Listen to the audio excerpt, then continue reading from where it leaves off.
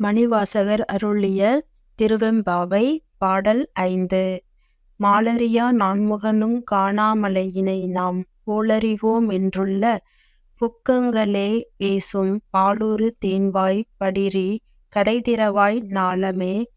விண்ணே பிறவே அறிவறியான் கோலமும் நம்மை ஆட்கொண்டருளிக் கோதாட்டும் சீலமும் பாடி சிவனே சிவனே என்று ஓலம் இடினும் உணராய் உணராய்காண் ஏலக்குழலி பரிசேலோய் ரெம்பாவாய்.